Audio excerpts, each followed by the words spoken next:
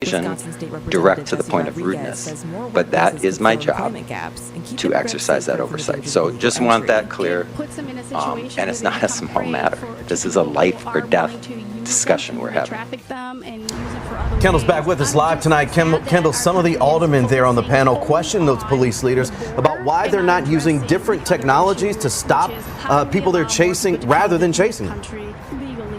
All right, Derek, Alderman Westmoreland and Pearce both specifically asking about the grappler, which is a net that can attach to a squad car and entangle a suspect's tire, potentially bringing it to a stop. And MPD did say they've looked into that, but that it could be dangerous just given the makeup of Milwaukee's streets. Assistant Chief Sarno, though, he did say Chief Norman wants to implement some sort of new mitigation technology in 2026, though they didn't say what exactly that might be.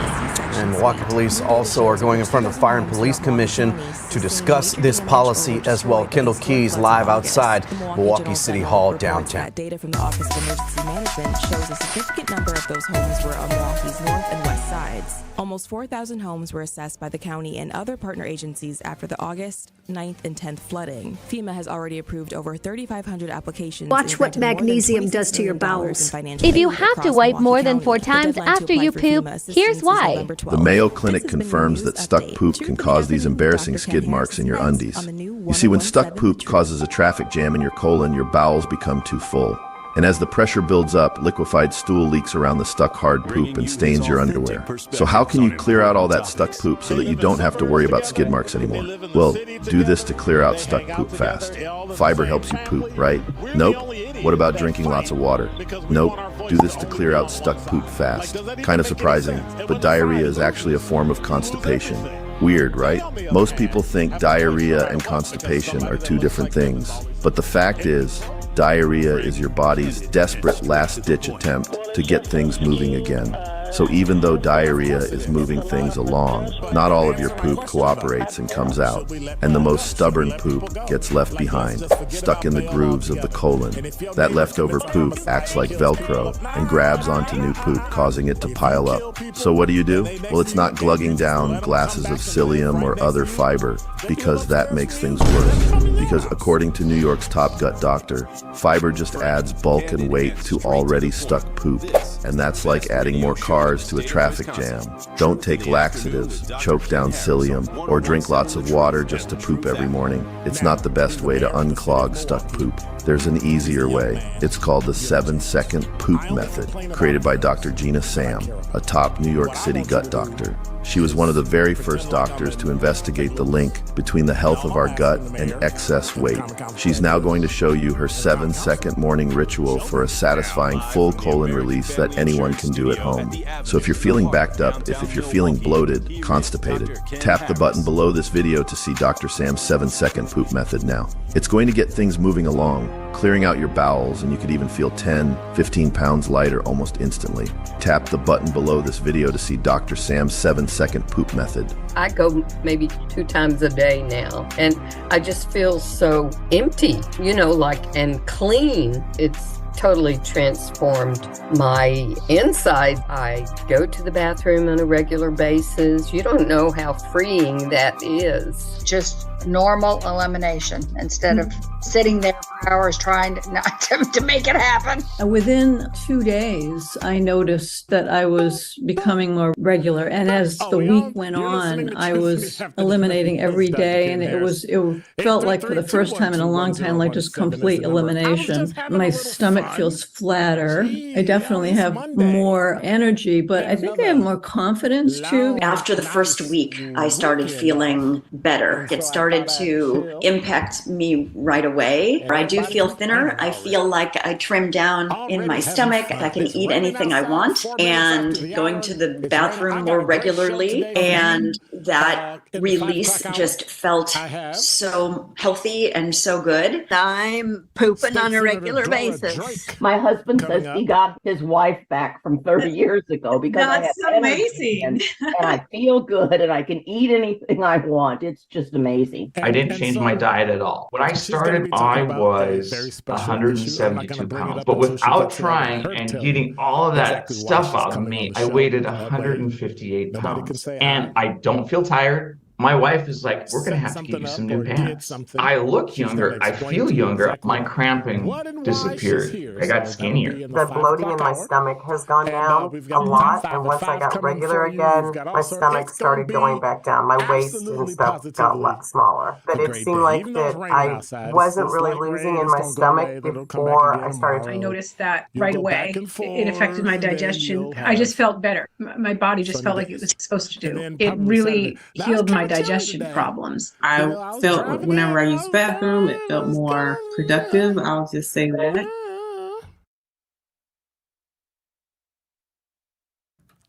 So, it was kind of, it was a little chilly. I actually didn't turn on the air conditioner, and I actually... In the fast-paced world of IT, it's easy to get caught up in the tech. And I admit it.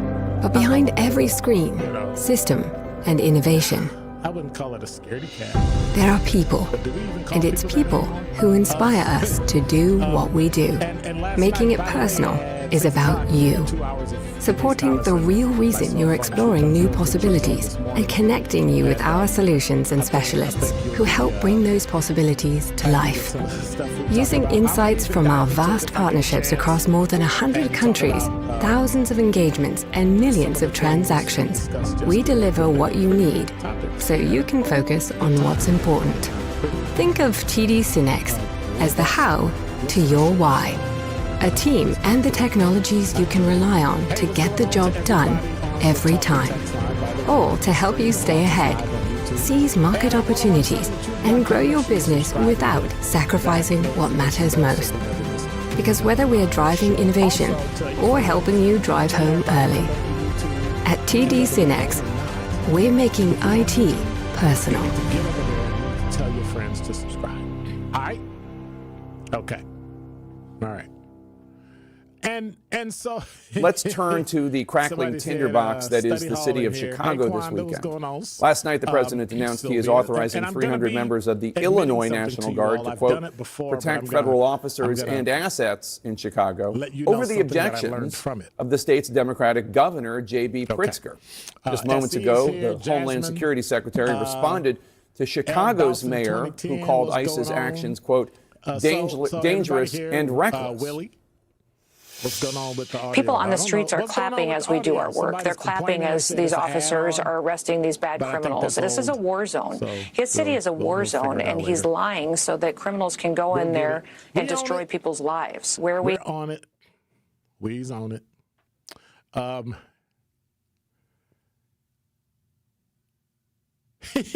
She's sending out a SOS. Okay, we getting there.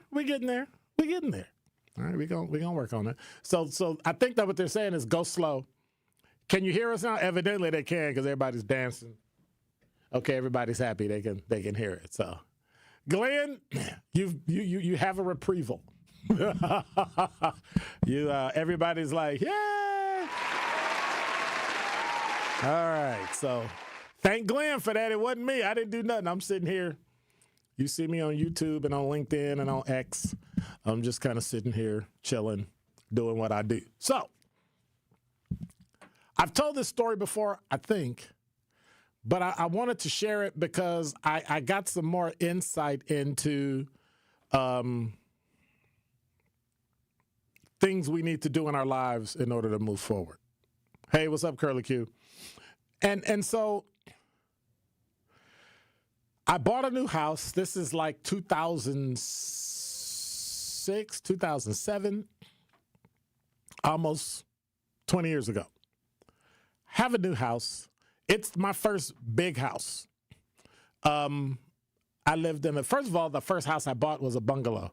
That's the first house I had lived in my, let me see, how old was I when I bought that house?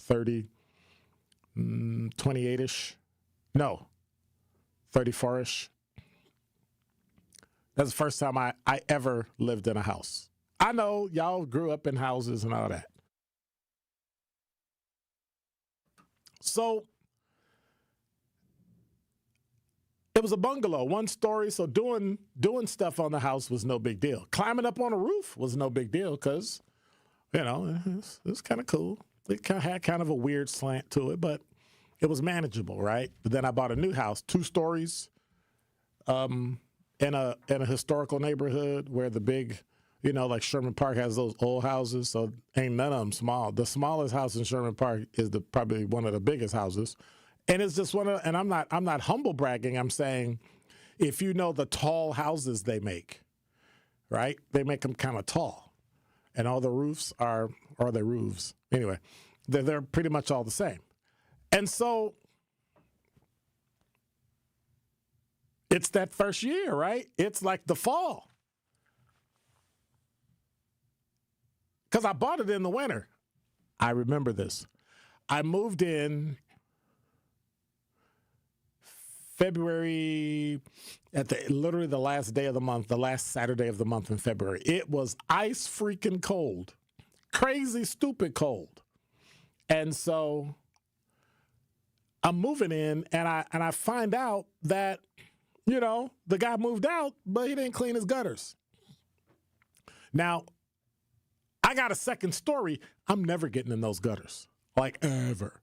Like I'm never climbing that high anywhere in my life to get in gutters. Now, granted, as a cop, I had to climb on top of an MPS school because people were breaking in. And I didn't have a problem then. I guess it's a mindset you have. But, of course, I climbed up. And so I sat up there and I cleaned out the gutters and I sat on the edge of the roof, right? And my feet hung over the gutter and they were dangling and I cleaned out the gutter. Did it on like all 4 sides of the house just for the first floor. Now, granted, I got to walk up steps, so it's already elevated. So my entry level first floor is elevated off the ground. And now I'm up on the roof and it's already got tall ceilings. So now I'm like beyond that average 6'8" for an entry door. I'm beyond that. And those 7-foot ceilings, I'm beyond that. So I'm sitting there cleaning. And then I did what everybody should never do when you're up high. I froze.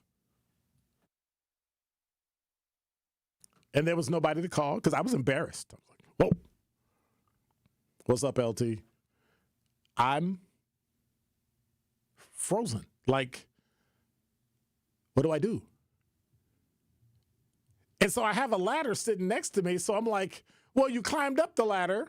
Just reverse it. So I put pressure on the ladder. And I didn't think to pull it up. I put pressure on the ladder. And when I went to step on it, it slid down a bit and I got, whoa. And I got scared. I have never in my entire life. Now, granted, shots fired, kicking in doors, fighting with people, guns, knives, fists, all that.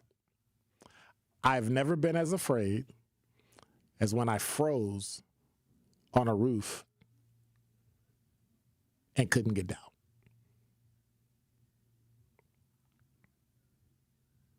And a lot of people struggle with fear. I did. And I sat there and I went, this is crazy. Like, what are you doing? Like, this is not good. I literally sat there, and I don't remember how long, I don't even know if I told how long I sat there before I told this story, but it was somewhere in my brain, it's about 37, 38 minutes. Now, if you can imagine on a Saturday afternoon in the fall, cleaning out leaves and being stuck. No, I think it was the spring. So it must have been spring like 2007, 2008. Being stuck on a roof and everybody else is in the house. The kids are gone. Wife is in the house somewhere doing what she do. And I have nobody to call. I don't have a cell phone. And if I call out, it's embarrassing. Hey, what can they do? Can they help you get off the roof? No. So I sit there. And so my fear subsided, but it wasn't enough for me to take the chance to grab the ladder and pull it up and get on and get down. And then I had to use the restroom. that didn't either. And then I started talking to myself, and I started getting mad at myself saying, what are you doing? Like, you are a grown man. You literally, your job, you carry a gun, pepper spray, a collapsible baton. You got all this crap, and you're afraid to get on a ladder. You're an idiot. What are you doing? This is me talking to myself. And finally, I got so mad, I said, look, either I'm going to fall, I'm going to jump, or I'm going to get on this ladder, because otherwise I'm stuck here. And somebody will have to call the fire department to come get me, and that's embarrassing. I'll never live that down. And finally, I got so mad, I just pulled the ladder and I stuck it up, and I turned around and I got on the ladder and I came down. Literally 10 seconds later, my wife walks out and goes, where you been? I said, what? She said, I looked out and all I saw was the ladder. Where you been? And I said, oh, I was on the roof cleaning the gutters. She said, oh, and went back in. And I had to remind myself from then till now, when I struggle with fear, when I struggle with, I have to do this, can you really do this? Are you ready to do this? It's fairly normal. But there are a lot of things in our lives I had to apply this same thing to. And it's a metaphor of sorts, but I think you'll get it. When you are met with issues that you don't think you're going to make it through, and you don't think you're going to survive, you have to make sure that you apply this particular thing to everything you do. And whether it works or not, you'll be fine. And the bad part about it is it didn't dawn on me until I got down on the ground, and that little voice in my head said, don't look down. And that is Dr. Ken's Truth on the new 101.7 The Truth. Truth Nation, it's your boy Tory Lowe, and I'm inviting you to Cousin Subs in Wauwatosa to try their brand new crispy chicken sandwich, available only for a limited time. Make sure you come out Thursday, October 9th, as I'll be broadcasting live the Tory Lowe Show from 1 to 4 from Cousin Subs on 124th West Burleigh Street, right next to Lowe's. Again, that's the Tory Lowe Show live from Cousin Subs in Wauwatosa on Thursday, October 9th. Come through, say what's up, and grab your sandwich while it lasts. It's 101.7 The Truth. Dr. Ken Harris for Pella Windows and Doors of Wisconsin. Sometimes teams take a timeout to regroup and call the right play. When it comes to your home, Gina Della and her team at Pella Windows and Doors of Wisconsin always have the winning game plan. Check out the championship caliber play call this month. A whole house of beautiful, new, energy-efficient Pella windows for as low as $297 a month, and get this, 0% interest for up to 60 months. That's like running a drive that keeps moving the chains with no penalties and no interest. And I can tell you from my experience, Pella Windows actually stop the drafts. You'll stay comfortable no matter how cold it gets outside. Think about it. Energy savings, comfort, and a great monthly payment you can actually manage. That's why I trust Pella Windows and Doors of Wisconsin, and why this is the right time to make your move. Call today and schedule your free consultation at PellaWI.com. Certain restrictions apply. Ends 10/31 of 2025. Ready to buy your first house, move into your forever home, or simply refinance? At Associated Bank, they've got you. With the right lending plan and guidance, you can achieve your dreams. Your financial goals are much closer than you think, and Associated Bank is excited to help you reach them. Learn more at associatedbank.com/lending or ask a banker for details. Subject to credit approval. Member FDIC, Equal Housing Lender.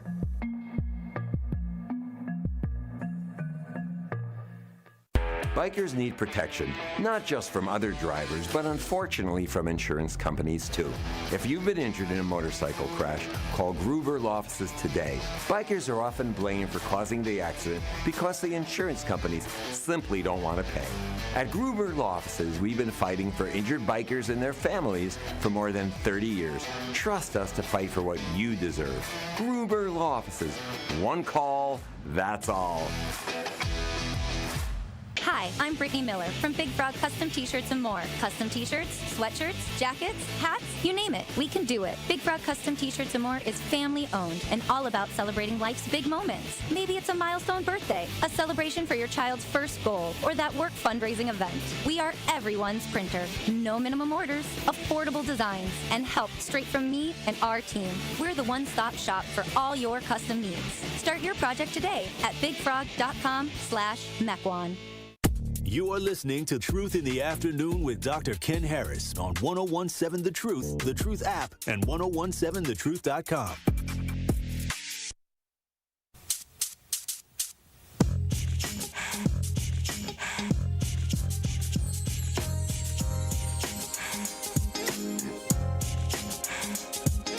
You're listening to Truth in the Afternoon. I'm your host, Dr. Ken Harris. 833-212-1017 is the number. You can listen live or win special Truth giveaways by downloading the 1017 The Truth app in the App Store or Google Play Store. Use Apple because I got Apple and you won't be like me, right? Okay. 833-212-1017 is the number. I'm trying to figure out what's going on, what's going wrong, what all the issues are in Milwaukee. And so just so you know, we have Truth Summit coming up. That'll be November 15th from 10 till 1 at Thrive On Milwaukee. Our gracious sponsors are 1MKE and Thrive On King. Did I say Thrive On Milwaukee? Anyway, it's Thrive On King. And so I'm going to be talking about two heavy topics. I'm going to be talking about the education issues here in the Milwaukee area, southeastern Wisconsin. I've got two great school superintendents coming on, Dr. Brenda Caselius, and I've got Dr. Terrence Robinson from the West Allis, West Milwaukee School District. So I've got two black superintendents coming in to talk about our kids and us and what we are going to do, because this isn't a one-time thing. This isn't a public versus private versus whatever. This is a cultural thing, and we've got to make some change. We've got to do some things, and make sure you listen tonight from 6 to 8. Denise Thomas and I are going to be talking about race and culture, and if race is the issue, I think we need to steer towards culture. But that's another thing. Make sure you check out the show. But in making change in Milwaukee, how do we do that? What's been going wrong? I have an idea of what's going wrong. You tell me what you think. 833-212-1017. I'm going to share with you what I think it is, and you tell me whether or not you agree. Tell me whether or not you think this is the problem. So we've been applying all these things because everybody seems to think they know what's wrong with Milwaukee. They think it's education, it's funding, it's reparations, it's economic, it's nonprofits giving people stuff for free, give them food for free, give them money for free, give them apartments for free. So who pays for it? Well, the rich will pay for it. It's not enough rich people to pay for everything. If you took all their money and they went broke, it still wouldn't pay for the issues. So then what are we doing? How do some people get things done in Milwaukee and other people don't? I have an idea. And I want you to tell me whether or not I'm full of the good stuff or just full of it. I'm just saying. I think that there are things that we do, and you know, sometimes we say we gotta we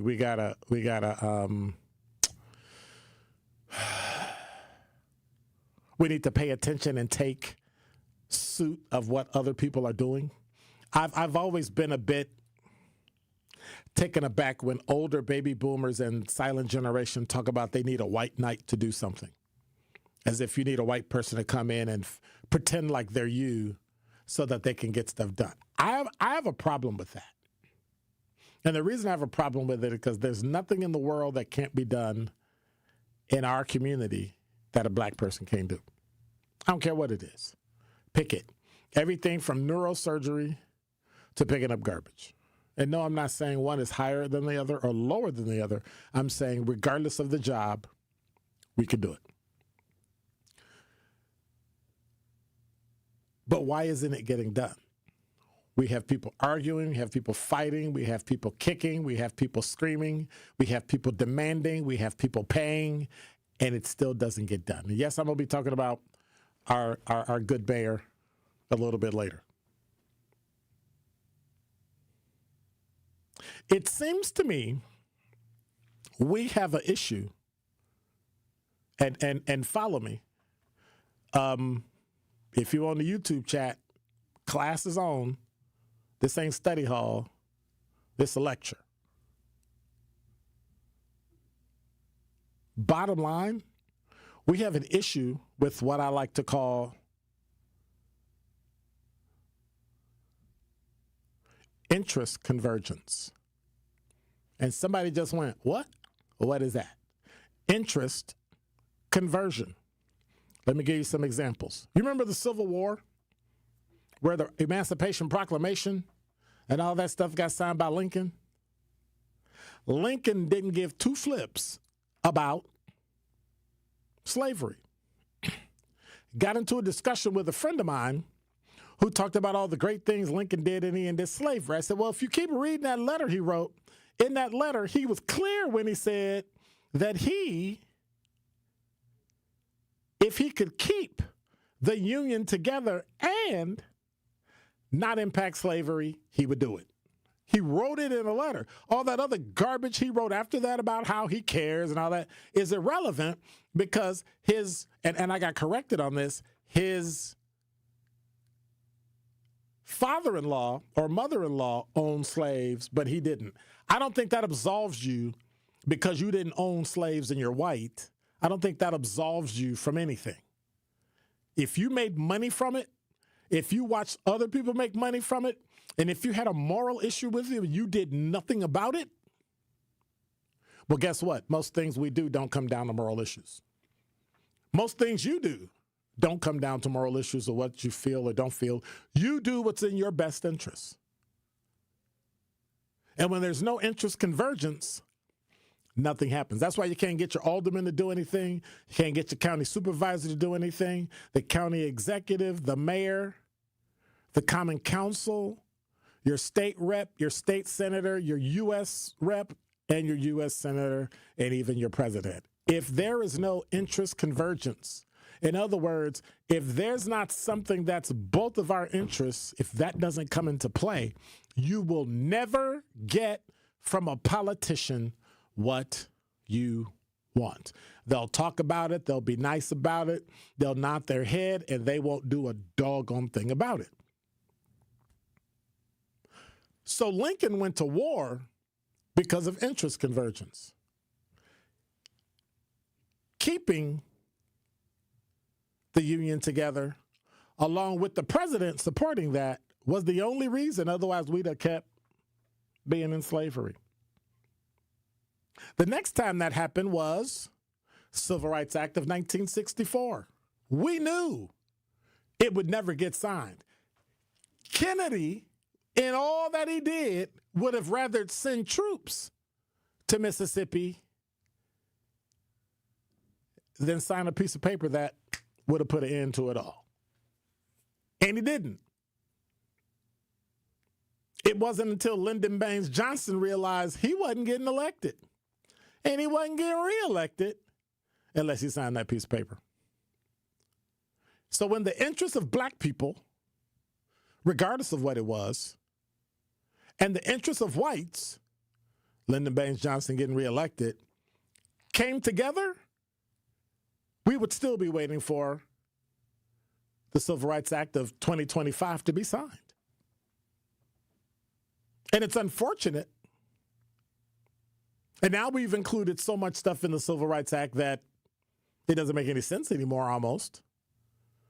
But until those things get together, until there's an interest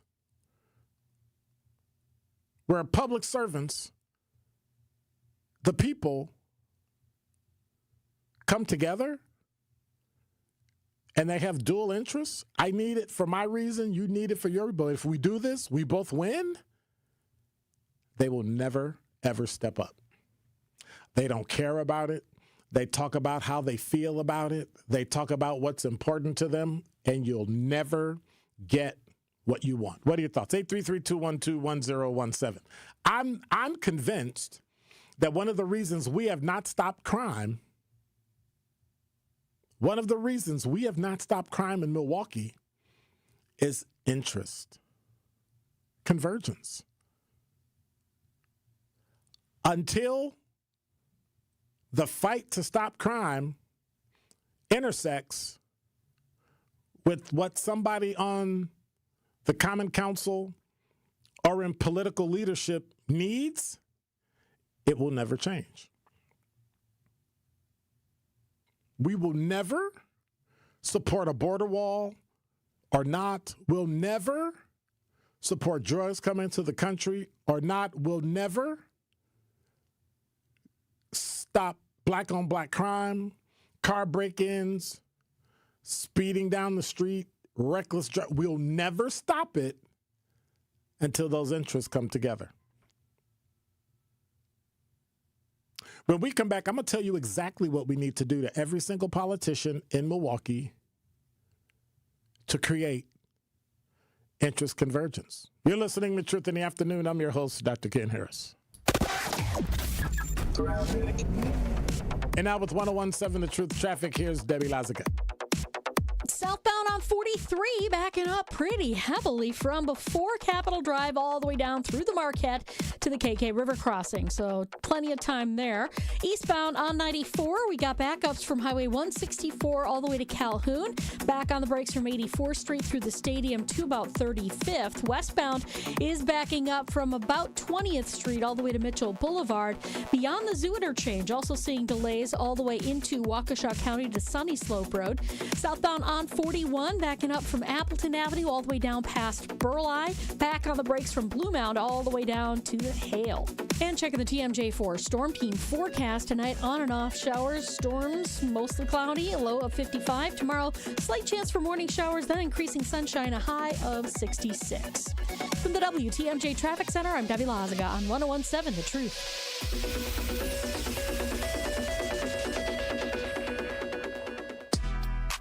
Don't touch that dial. More of Truth in the Afternoon with Dr. Ken Harris is next on 101.7 The Truth, The Truth app, and 1017thetruth.com. Escape the city and relax at Lake Lawn Resort in beautiful Delavan, Wisconsin. Enjoy outdoor activities on Delavan Lake. Tee off at the lakeside Majestic Oaks Golf Course or unwind at the award-winning Calidora Spa. With both indoor and outdoor pools, there's fun for the whole family. Take a cruise on the Lake Lawn Queen. Explore stunning shores and historic landmarks. And enjoy delicious food and drinks on board. Book your stay today at lakelawnresort.com, where everything is better at the lake. Life's better with American Family Insurance because we know you love working weekends. If it means working on your dream home, both inside and out. And we're here to help protect those dreams so you can enjoy peace of mind. Save up to 40% when you bundle home and auto. American Family Insurance. Get a quote and find an agent at amfam.com. Products not available in every state. Some exclusions apply. American Family Mutual Insurance Company SI and its operating company 6000 American Parkway, Madison, Wisconsin. This is your Versity Blood Center of Wisconsin Community Impact Moment on 101.7 The Truth. What was the life change? You know, we all know it happened and we know things happen and you have bad kidneys, but what was the life change afterwards? A couple things. Before they even allow you to get on the list, they make you go through a battery of tests. And, you know, a lot of people don't qualify because they're overweight or they have high blood pressure or high cholesterol. So all those things are requirements before you can even get approved to be on the list. So I had... Wait, you got to be approved to be on the list? Absolutely. Wow. It's interesting. There's a professional athlete or former professional athlete I know right now that has kidney disease and he's on dialysis and he wants to get on the list and he's not accepting all the things you have to do, you know, to get on the list. But yeah, so for me, I spent 30 years in the automobile industry. You know, that's 12, 14-hour days, eating whatever somebody brings you to eat, whatever you run out and grab, McDonald's, whatever. It was never salads and, you know. Yeah, but that was a choice, right? It was a choice. Yeah. But I had to change all of that to even qualify to be on the list. I had to get down to the weight I had to be at. I had to get my phosphorus under control, my potassium under control. Wait a minute, even though somebody said they would give you a kidney, absolutely, you had to still make yourself eligible? Absolutely. Nah, that's okay. When I mentioned the athlete, his relative actually died, and they wanted to take his organs, and they couldn't because he wasn't qualified. He wasn't on the list. Wow. Yeah, you have to be. So there are over 100,000 people on that waiting list. So they are very serious. And how many donors do we have? And that's the problem. We don't have nearly enough donors. Wow. And that's why it's such a critical need. But they are serious about who they're giving that gift of life to, because there are so many people who are literally dying waiting for it. To make an impact by donating blood in your community, visit versity.org today.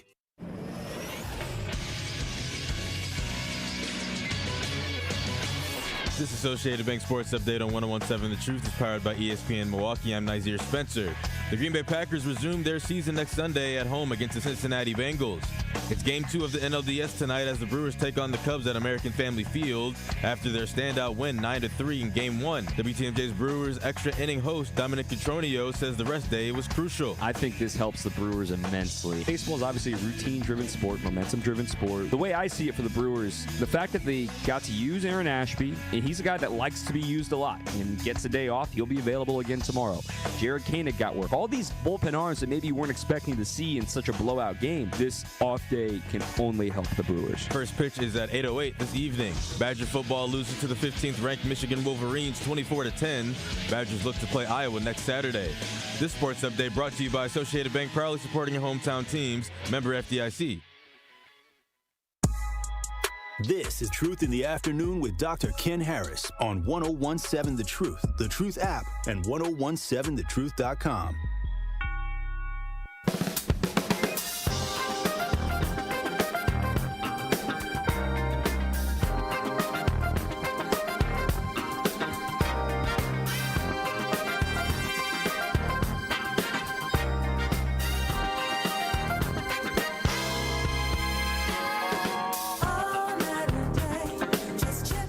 Listening to Truth in the Afternoon with one of my favorite artists, Chaka Khan. 833-212-1017 is the Mao, is the number. Mao, what's going on? All right, Dr. Ken. Welcome back. Dejanay said, what's wrong with Milwaukee is Milwaukee doesn't know what's wrong. People are selfish and unaware. I 100% totally disagree with you. In order to get things done in Milwaukee, all you got to do, well, first of all, to find out what's happening in Milwaukee, just turn on the TV, walk outside your door, you'll see. Reckless driving, shootings, crime, drugs, banging. I mean, it's right there. You don't have to go anywhere. But if you avoid TV, radio, if you avoid hearing the news and what's going on, sure, you're going to think that, oh, people are just selfish and unaware. No, that has nothing to do with being selfish and unaware. You believe, and I'm going out on a limb here, you believe that if you did that, it would be because you were selfish and unaware. And that's what we all do. We process other things through our experiences, and they come up with a reason why somebody is doing something instead of just asking, why are you doing that? But to fix it, you're going to need to figure out what they need. This is what you need, and how we can bring those two together so that we both win. Otherwise, it's not going to happen. She said, but unfortunately, it's the majority of the people who are supposed to be for the people. Some of the things and the ways that we believe government should be are wrong. Anytime you pay somebody to do what they do, and they get used to the money, you're not going to get out of them what you need. Reginald said the Reconstruction period is most interesting. The North needed that agricultural output, and the vanquished South needed a complete rebuild, railroads and tires. No, we just needed to keep the Union together. We needed to keep the North and the South. I get what you're saying, but we needed to keep that together so the economic engine kept moving. And so when it didn't, and when it stopped, they went to war to make it right. Lincoln would not have gone to war with the South had they done what he asked. And they didn't. Not only did they want to keep slavery, they wanted to secede from the Union so that they could do and say and be what they wanted to be. So, and now we have what we have. Only way we're going to fix Milwaukee is to figure out what their interests are. What do you want? What do I want? Where do we find the intersection where we could both get what we want? Then it'll change. Till then, you can go kick rocks. Al, you're on the award-winning 101.7 The Truth. Hey, good evening. You know, I think Milwaukee is a wonderful place. I just wish all the people that's causing the chaos, I just wish they would just move somewhere else. And I get so irritated when they say, well, you know, in our community, or they keep grouping us with a certain class of people. And I think that is a sort of an insult and a downgrade, because those people doing that, they always want to say it's blacks. It's not blacks.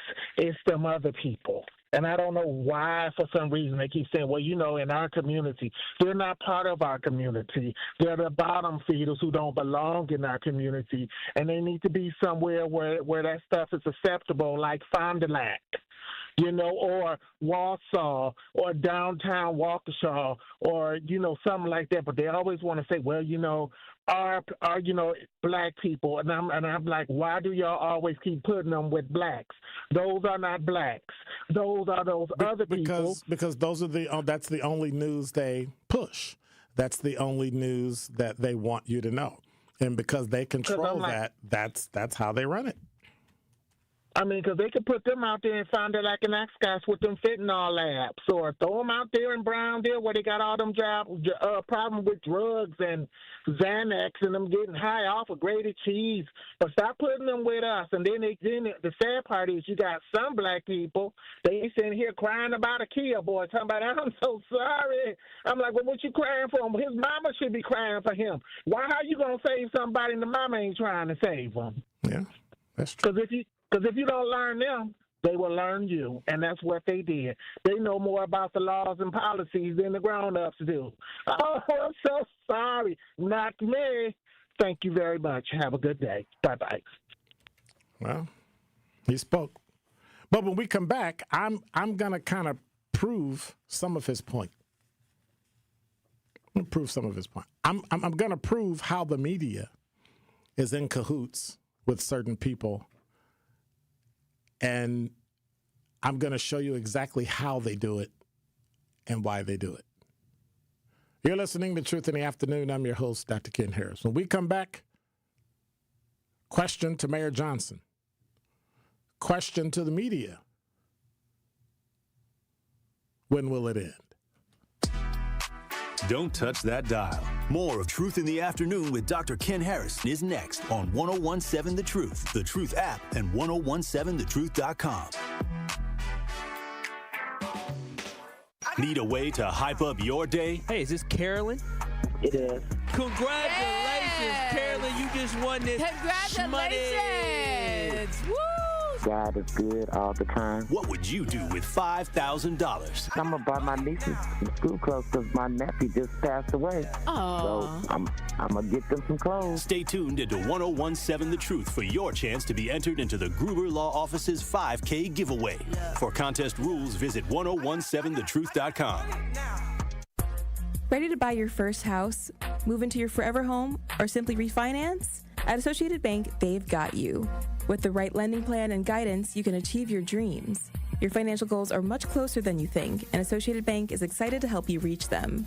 Learn more at associatedbank.com/lending or ask a banker for details. Subject to credit approval. Member FDIC, Equal Housing Lender.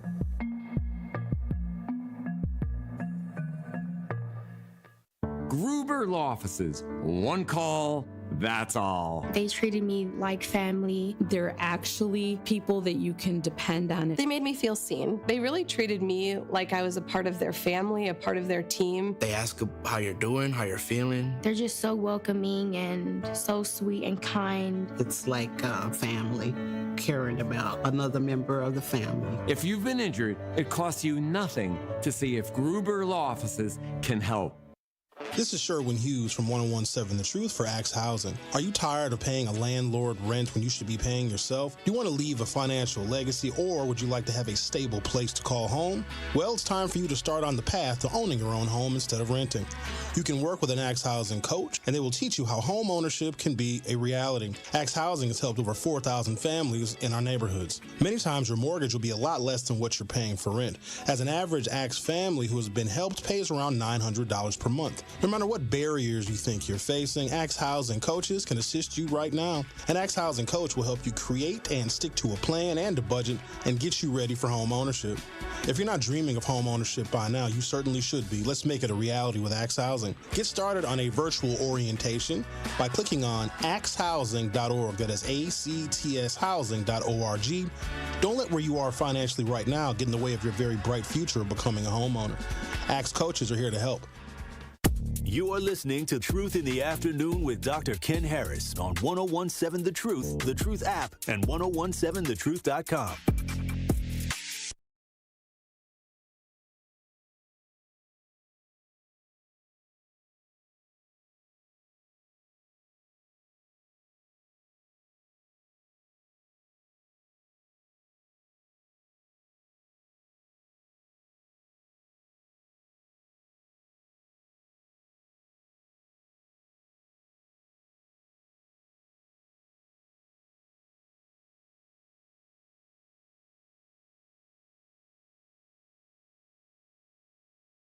To 1017 is the number. So you tell me if this is going too far. So we have this thing. We tend to have this thing where the media pretends like there's nothing going on. Like, what are you talking about? I don't understand what you mean. It's like there's this thing that we're not supposed to know, that you're actually placing stories where they actually shouldn't be. And so what I did is I did what everybody does every day. Well, what most people that do what I do every day. You scroll through all the stories. You look for all the stories. And so you would think this story would be at the top because it's about something that's going to impact every single person in the city of Milwaukee that drives a car. But yet on JS Online today, October 6, 2025, Vanessa Swales put a story out that got posted at 5:02 a.m. Central Time, and it's at the bottom of the stack in the local section.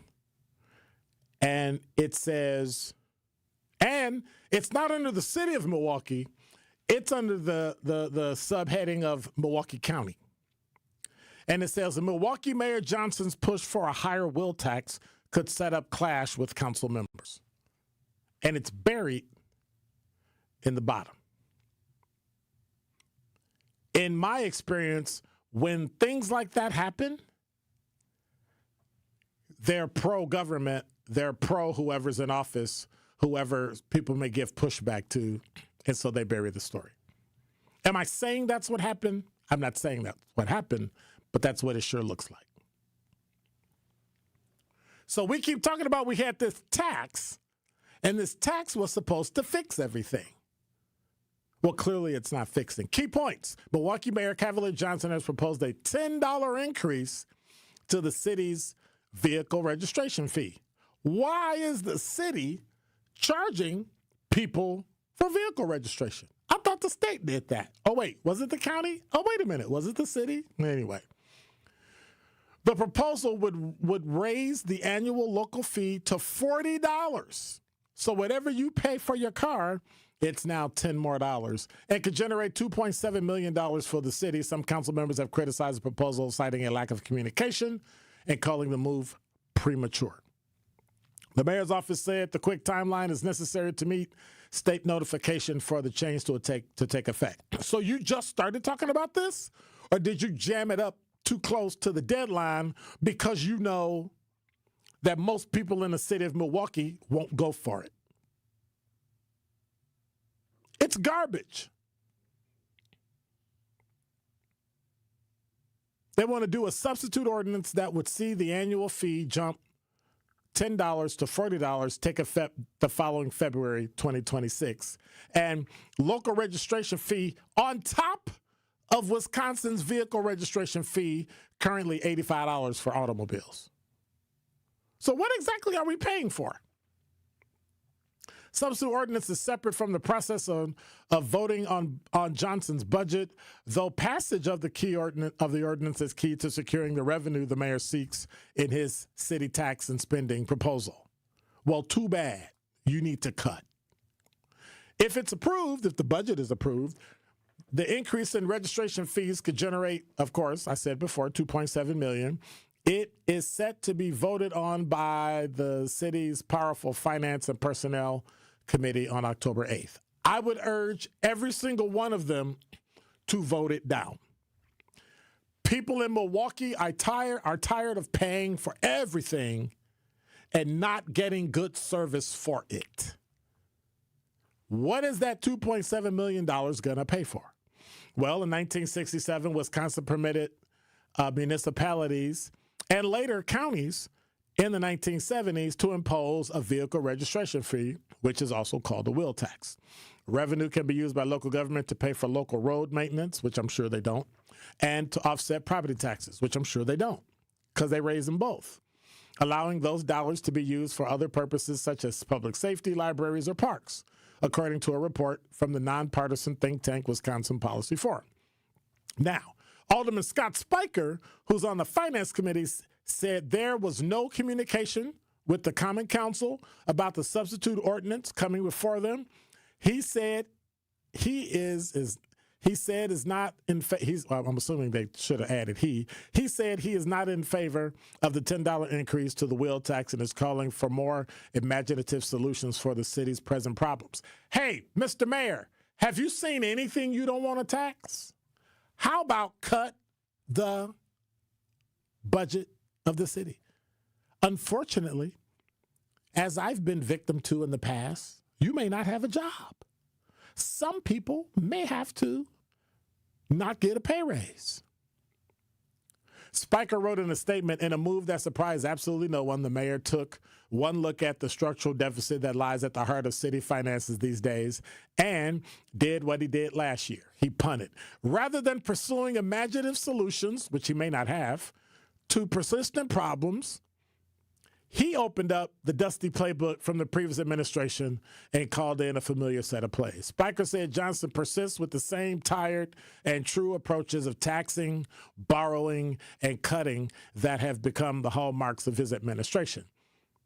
Alderwoman Marina Dmitrievich, who chairs the Finance Committee, says she is undecided about the wheel taxes, speaking with constituents. What are you, a knucklehead? Hey, Glenn, you want to pay $10 more for your car? No. Okay, that's kind of easy. Using unrecognized revenue from a wheel tax is quite novel, said Alderman Peter Bergelis, told the Milwaukee Journal-Sentinel via text, later adding that the mayor's push to implement the quick change is putting a gun to the council's head. Exactly. Mayor's office says timing is critical. No, it's not. If you knew it today, you knew it a year ago. When you made your budget, when you created your budget, when you started writing your budget, you knew you didn't have the money. And you waited until after you put out a budget to get a substitute? That's garbage. That is garbage. But that is the kind of leadership we have in the city. And at this point, I don't care if the mayor comes on my show or not. I don't care. I don't care. Because it's terrible.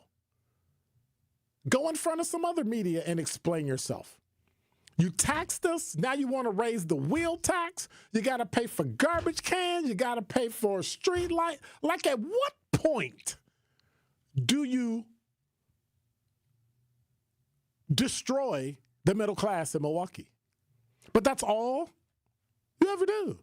Tax people, take their money, take their money, take their money, take their money. And you have the audacity to say you want 1 million people to move into Milwaukee? That is idiotic. And no, I'm not calling Mr. Mayor an idiot. But like me and everyone else in life, sometimes you can do some idiotic things. That's idiotic. The fact that you want to add a wheel tax on top of a 2% tax, on top of a county increase on tax, on top, like at what point do people say it is time to move out of Milwaukee? And you are forcing them out. But I guess you don't care. That's why you put this in late. And I don't care if Wauwatosa, Brookfield, and New Berlin are considering a wheel tax. It's idiotic for there, too. And you got to tell the police, too. If you can't make it and we don't have enough cops and we can't pay it, some of y'all get laid off, too. Same thing with fire department. At some point, it's got to stop. Or you're going to bankrupt the city. You're going to drive it into a hole. But you're not doing anything Mayor Barrett didn't do. When in doubt, punt it to the next budget. When you need it, tax people for it. And people won't complain because many of them think, well, I don't care because I don't drive a car. Oh, you will care. Because people will start moving out and you'll have to start paying more for everything. If you think food is bad, you think housing is bad, you think Chicago is bad, people will not want to move here. But you know what the most important thing is? People won't want to stay here. And when you hear people tell you, I'm out, they're out. 833-212-1017 is the number. Dora Drake at 5:15, top 5 at 5 next.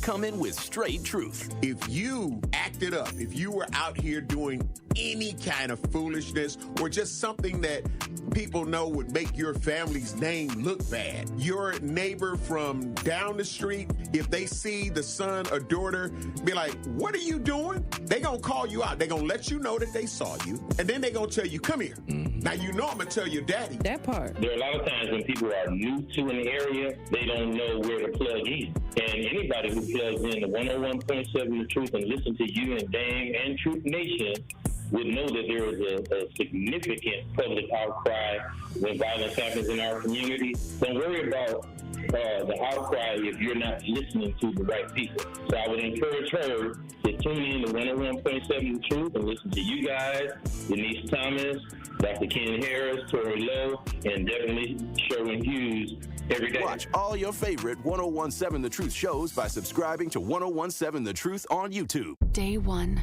diagnosis day. The hardest day. The day you hear, I'm sorry, this is a type of blood cancer.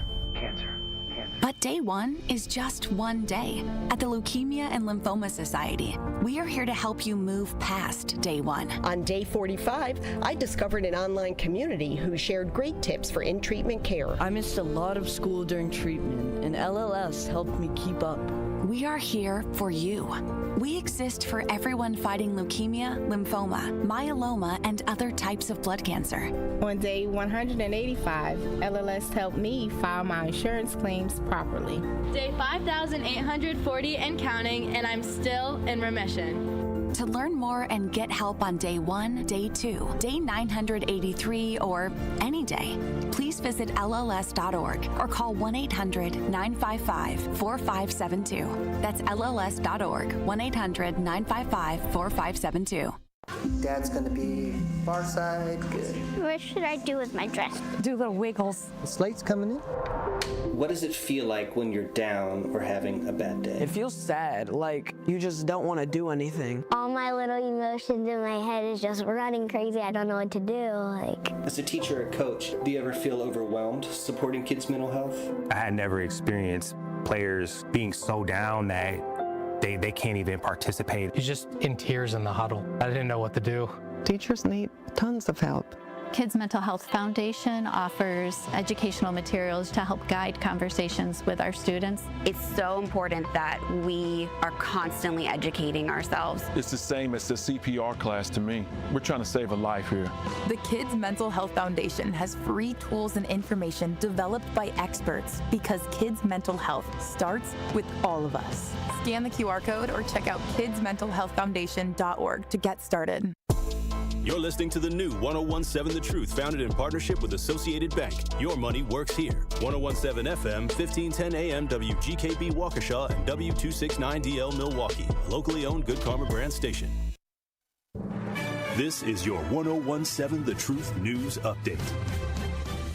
Hello, everyone. This is Rhea Riley with your news update. As the Trump administration revokes visas and deportation protections, some Republican lawmakers believe the U.S. needs more ways to enter the country. Wisconsin State Representative Jesse Rodriguez says more work visas could fill employment gaps and keep immigrants safer from the dangers of illegal entry. It puts them in a situation where they become prey to people who are willing to use them, to human traffic them, and use them for other ways. I'm just sad that our country is focusing only on the border and not addressing the other issue, which is how do we allow more people to come to this country legally and allow them to work in our country, knowing that we have, a need. Rodriguez immigrated from El Salvador in the 1980s. A new wing is being added to the Fredert Hospital in Wauwatosa dedicated to emergencies during pregnancy. The Fredert Medical College of Wisconsin announced that the obstetric emergency wing will be open next spring. The hospital group says it currently deals with 1,800 obstetric and pregnant patients a year. Fredert says it also plans to expand its birth center by doubling the number of labor and delivery rooms while also adding a C-section suite. New data shows over 2,000 homes throughout Milwaukee County sustained major damage or were destroyed by the historic floods in August. The Milwaukee Journal-Sentinel reports that data from the Office of Emergency Management shows a significant number of those homes were on Milwaukee's north and west sides. Almost 4,000 homes were assessed by the county and other partner agencies after the August 9th and 10th flooding. FEMA has already approved over 3,500 applications and granted more than $26 million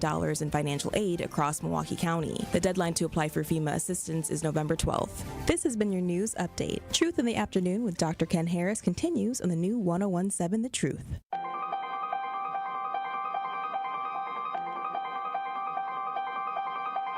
Bringing you his authentic perspectives on important topics. They live in suburbs together. They live in the city together. They hang out together, all in the same family.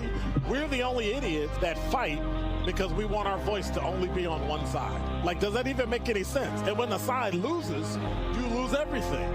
They, on the other hand, have a voice no matter what because somebody that looks like them is always in control.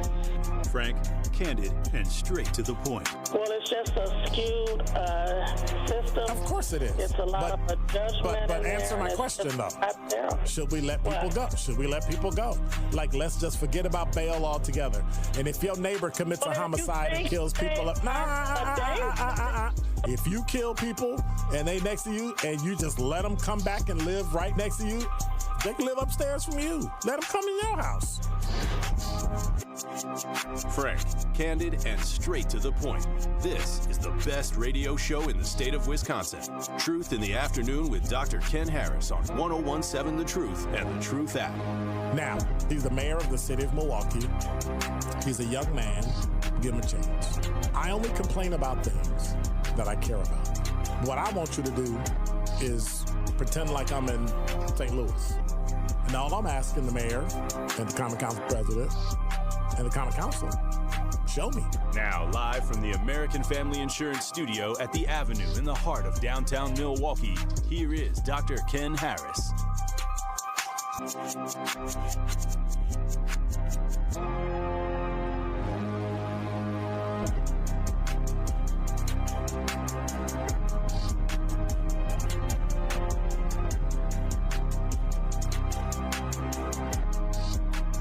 You're listening to Truth in the Afternoon. I'm your host, Dr. Ken Harris for Pella Windows and Doors of Wisconsin. When it comes to your home, the smart play is trusting Gina Della and her team at Pella. This month, you can score a whole house of new energy-efficient Pella windows for as low as $297 a month. That's with 0% interest for up to 60 months. That's like a drive you can sustain for years, keeping your home comfortable thanks to incredible defense played by Pella Windows, stopping the drafts. Don't wait. Schedule your free consultation today at PellaWI.com. That's PellaWI.com.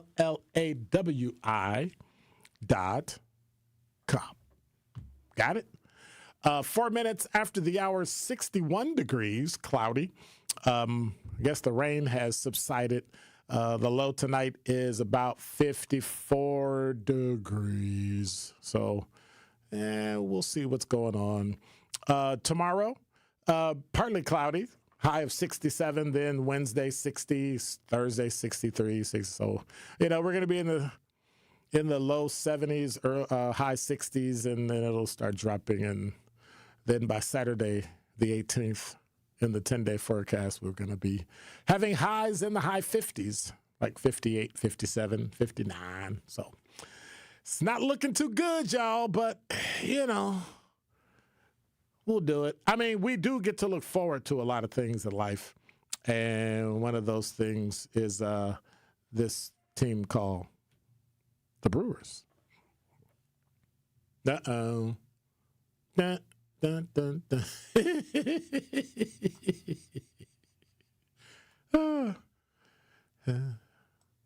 Oh, we got to get the what's the music? The dun, dun, dun, dun, dun, dun. I can never remember that show. I just remember the music. Probably because it's been on too long. I've been watching it. I also want to remind you that you can stream and watch us live on YouTube at 1017thetruth.com. Make sure you subscribe and hit the notification bell so you never, ever, ever, ever, ever miss a show. But before I get to my top 5 of 5, let me see what y'all talking about. I was about to say crying about, but talk about. And so post duty was okay. Dr. Ken is cooking. Yeah, silly. Laugh loud.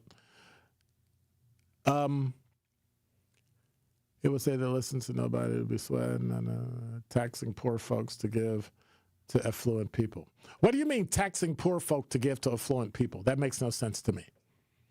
That makes no sense. Like if you pay a tax, that's not automatically helping affluent people because they pay the same tax. Why are some people okay with being taxed so much? Don't you like your money? It depends on what you're being taxed for. Like if you're taxing me to take care of, say, homeless veterans, and it's going to go directly to help them, that's fine. You could use how could? Okay.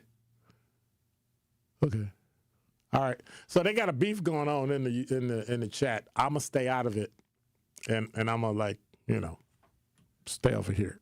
Number 5. From CBS 58, or better yet, Glenn, Milwaukee Brewers are back in action tonight, and they'll be looking to keep the momentum going. The Brew Crew will be facing off against their rivals, the Chicago Cubs.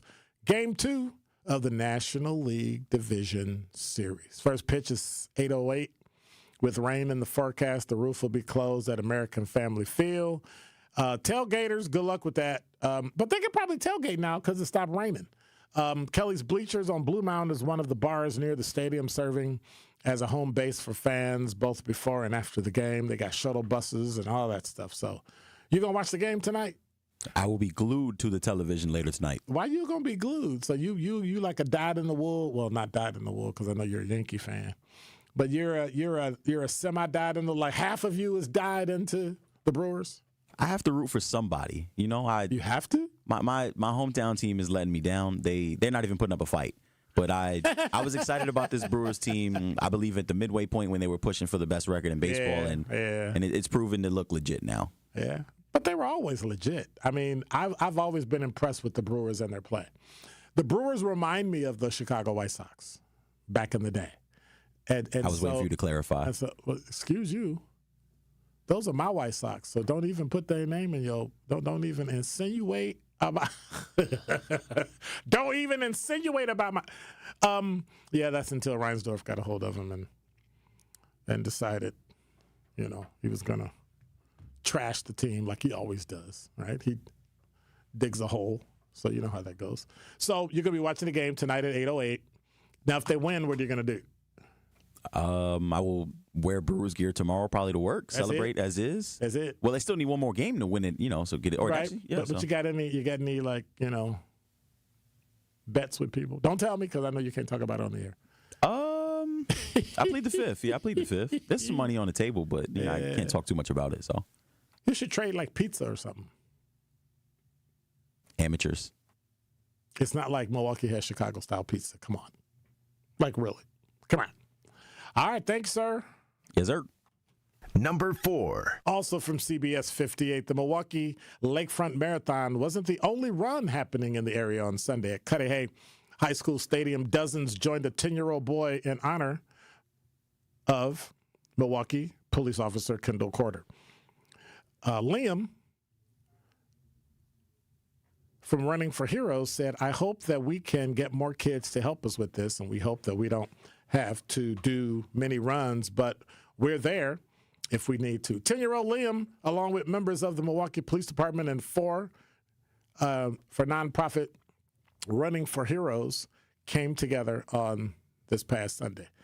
Captain Mejia said, it was incredible when Liam's mom first called me. I know she had asked me if I had heard of these runs, and I told her I was totally following this organization for many years since I was a younger officer. So I told her I was still a bit starstruck. Running 1 mile in honor of fallen officer Kendall Corder.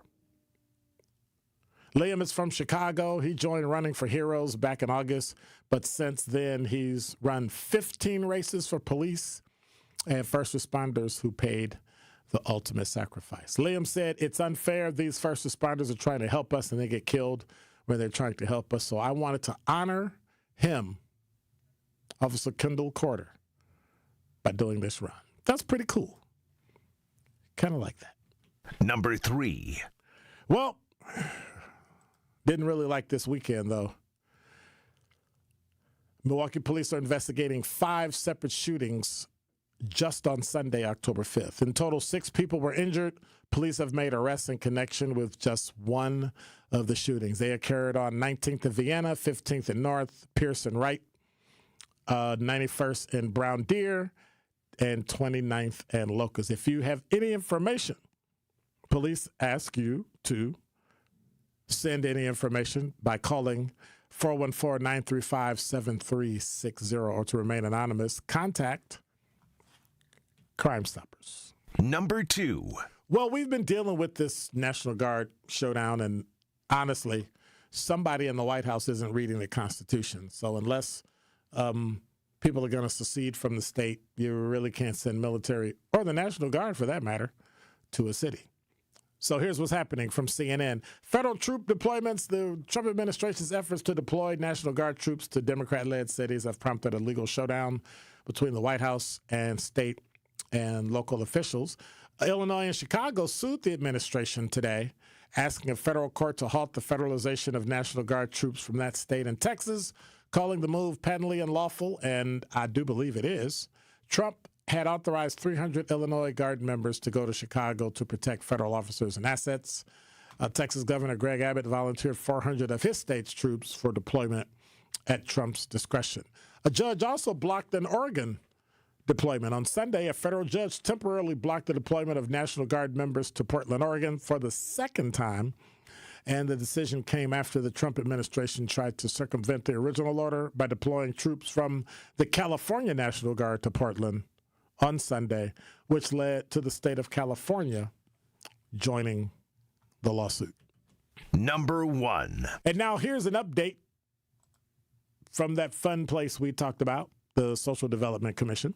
Well, as they work to reel in funding and restart anti-poverty services, it's also dealing with board conflict. On September 25th, Commissioner Walter Lanier sent a memo to the SDC board requesting the board vote on removing the current board chair, George Franco, from board leadership and from his position as interim CEO. He also requested a governance review to eliminate any conflict of interest between the chair and executive functions. Franco says multiple attorneys have reviewed the possibility of a conflict in holding both positions and found that it does not apply because he is not an employee and is not being paid. That's not true. But anyway, the memo shared by Lanier with Neighborhood News Service Milwaukee includes other requests to be added to the board's next meeting agenda. So Lanier said he's reportedly trying to bring governance and other items before the board under Franco's leadership and has been ignored. He said the board is not accomplishing basic responsibilities like approving meeting minutes and is failing to elect representatives of the community to the board. Lanier said, I have a fiduciary obligation as a board member to raise concerns and to get information sufficient for me to make good decisions. So if I don't raise the issues, I'm failing to do my job. The Anti-Poverty Agency is trying to get back on its feet after it halted its normal operations in April of 2024, well over a year ago, lost the stream of government funding, and became the subject of several state audits. You're listening to Truth in the Afternoon. I'm your host, Dr. Ken Harris. When we come back, State Senator Dora Drake.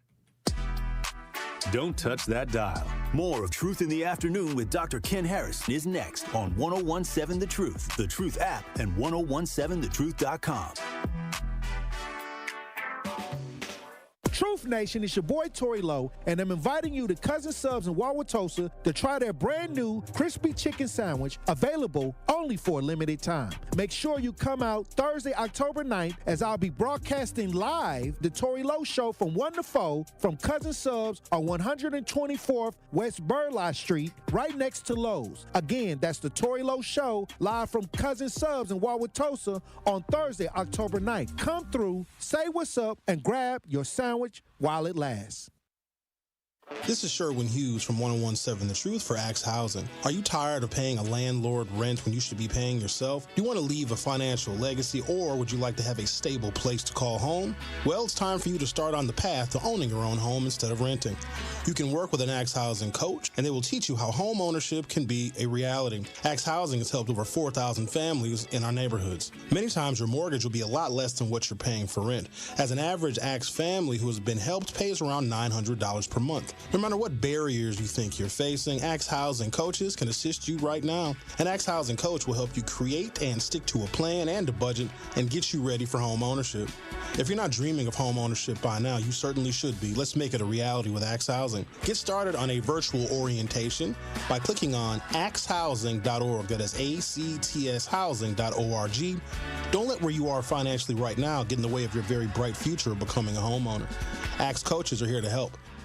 My overall experience with Gruber Law Offices has been phenomenal. The treatment was excellent. They will be supportive of you. They will listen to you. It was a great experience knowing that I had people to help me. I know I could count on them to do what I needed to get done. Experience with Gruber was great. They gave me my life back. It was amazing. He gets results. We know how to win.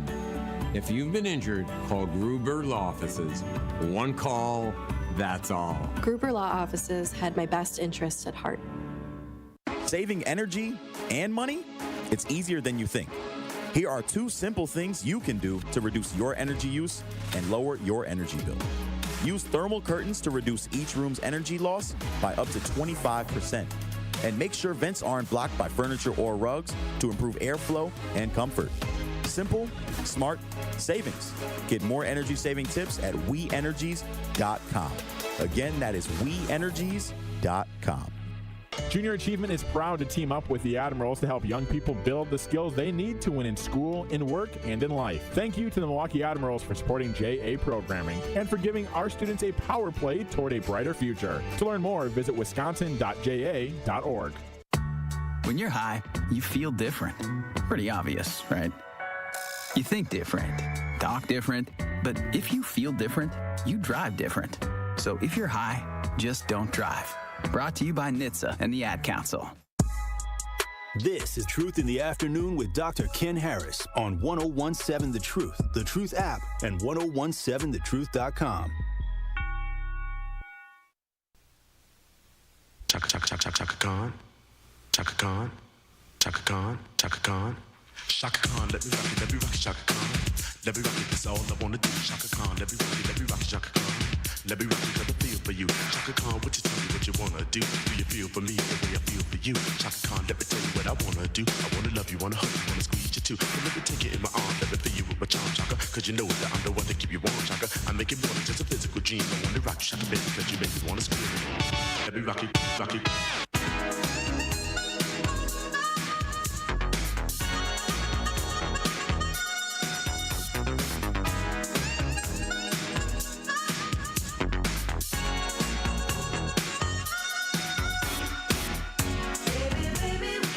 You're listening to Truth in the Afternoon. I'm your host, Dr. Ken Harris. I'm here getting lit up. By a state senator who's hollering at me. Oh, I'm not hollering staunch at Democrat you. that she is. And that's okay. I'm gonna But show you some hey, love. I'm a I'ma show you representative some love. first. But you and I have a good Are you my relationship. representative? Where do you live? I'm not telling you. Oh, yeah, not on the air. I wouldn't do that on the air. See, that's My how she bad. tried I to messed up. look. That's how she tried to do me all the time. She tried Hey, to trip you me up asked and me try the to- question. I'm I was just going to give giving an you answer. trouble. I'm just giving, and you are not, but It's all I got to give her trouble. State Senator Dora Dre. Last time you was here, you was running. Yeah, I And think then that you was the got last time. in, and then I tried to have her come in. She was like, "No, I'm not coming. That is not the truth. I'm a state Stop senator. it. I Stop am not it. coming." We were in the middle of budget. We were getting things acclimated. The Senate, don't do that. But it's good to see you. And then I saw her at this other place, but Where would you see me at? in the car. Remember, I walked past. Oh, yeah. And See, so I was like- out in the community, and then, right? and then You went there? she even knew that was not right. Like she was like, "I'm gonna throw it out there and see what happens." Okay. Hey, beautiful people. Okay. What's happening, Truth Family? So you've been in office for about a year. Just a little over, yep. Yeah, about a year, and so she finally made it. Yeah. And There's work to do. There's a lot of work to do. And so you wanted to come on the show to talk about something, and I made it a point not to discuss it on purpose so that people can hear it from you. Well, reckless driving, right? Okay. So I know you've heard it. I've heard it. And honestly, I think all of us are sick of what's happening. You know, there's no reason why we're having this much loss of life. And obviously, I want to do something about it. So in years past, even before I was even elected in the state assembly, there's been different variations of the red light camera bill. Right. So we worked on creating the Safe Roads, Save Lives Act, which is a little bit different. So the Safe Roads, Save Lives Act, one is speed enforcement cameras and red light. They're only activated if you run a red light or if you're going over the speed limit of 15 miles an hour, and it captures. Oh, wait. What do you? So I went too fast. No. Oh, let me back up. To be clear, you're 15 miles over the limit? Yes. Or you're doing 15 miles? No, 15 miles over the limit. Yep. Okay. So you only be docked if you're running a red light or if you're running 15 miles over the current speed limit. And with that, we want to make sure that we dealt with all the concerns that were brought over years past, right? So some of that was, how's the data being shared or kept? Is there a mechanism to ensure that it's not all in certain communities or that's any other? So in working with the city, Vision Zero, ARP, and other groups, we worked on this piece of legislation, and we got to be bipartisan. Senator Tomczyk is the lead author in the Senate, as myself, and we have a public hearing on it. And when is that? It's actually tomorrow, and they want Okay. to come to Summerfest. So it is here in the city at 11, and I want folks to know about it. But to talk a little bit more about what the bill does, not only do we have those measures, but there's also different pieces where there's accountability. It's building a culture where we're promoting public safety and accountability. So one thing is reporting. When the data that's going to be collected, it would be within a 5-year framework, but then it's public, meaning that the legislator and the general public can't see how this infrastructure is being implemented. And the funds that would be generated from a ticket can only be used for 3 things. It can only be used for law enforcement, public safety programs, or traffic infrastructure. And the framework of that would be determined by the city. Essentially, the mayor and the common council would create a framework of how that would be implemented here. So let's hear what people and what news people are saying about that. Fair enough.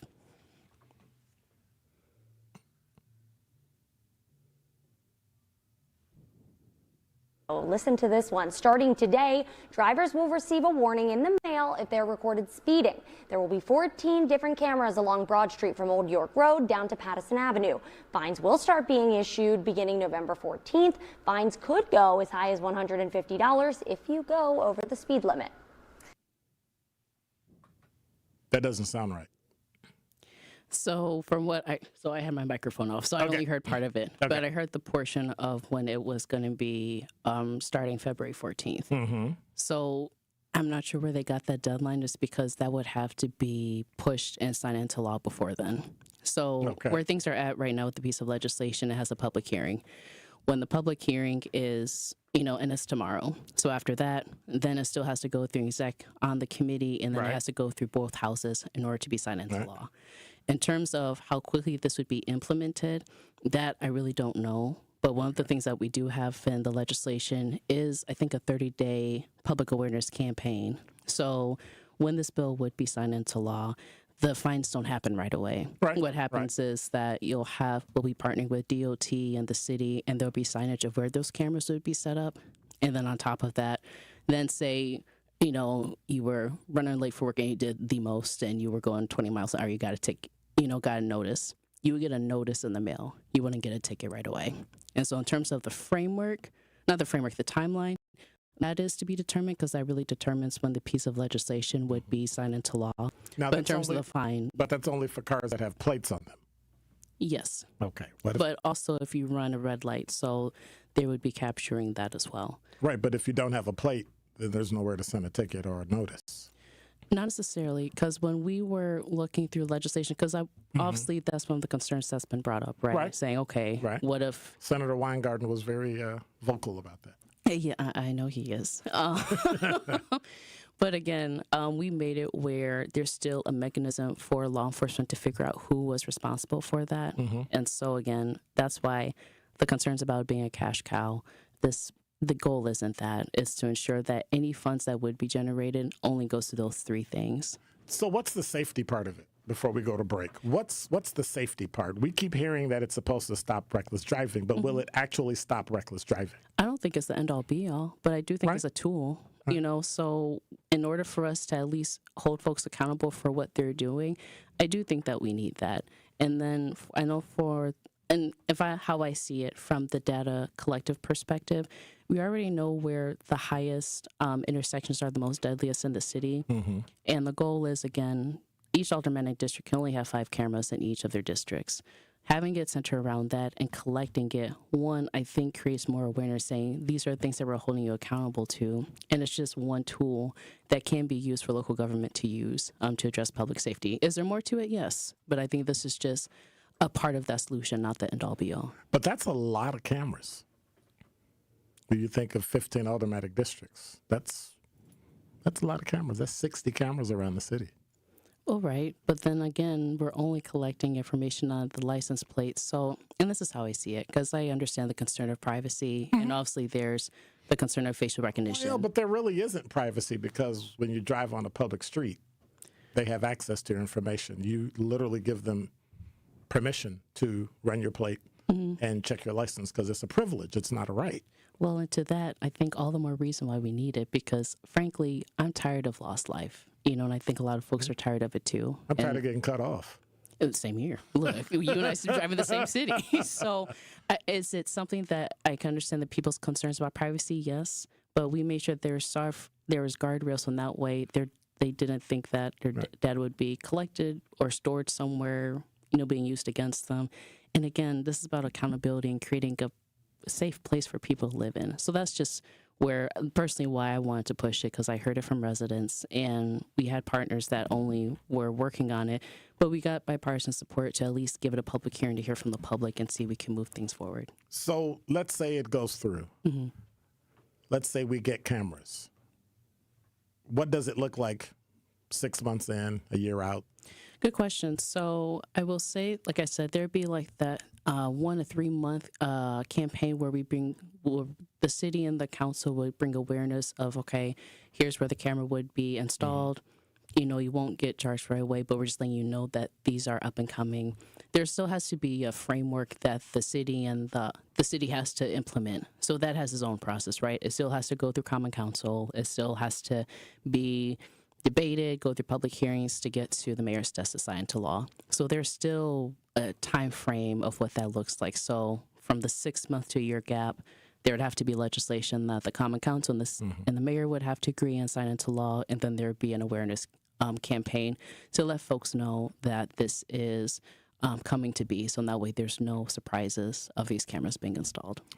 Wisconsin State Senator Dora Drake, if you have any questions, 833-212-1017 is the number on the talk and text line. You can call her. You can hit us on the YouTube chat. She's taking everything today. When we come back, I have some questions about some unintended consequences. Fair enough. You're listening to Truth in the Afternoon. And now with 101.7 The Truth Traffic, here's Debbie Lazaga. Still working on this accident. Eastbound 94 right about at 70th Street off on the right shoulder. So careful with that. Delays coming in from before Highway 100 all the way past that point into the Stadium interchange to about 35th Street. Southbound 43, a hefty ride from just before Capitol Drive all the way down to the KK River. Northbound is backing up just a little bit right around the Fond du Lac Avenue area up towards North Avenue. And then we've got 41 southbound backing up from the county line to Good Hope and then from Appleton Avenue down to about Capitol Drive. And checking the TMJ4 Storm Team forecast. Tonight, on and off showers and storms, mostly cloudy, otherwise a low of 55. Tomorrow, slight chance for morning showers, then increasing sunshine, a high of 66. From the WTMJ Traffic Center, I'm Debbie Lazaga on 101.7 The Truth.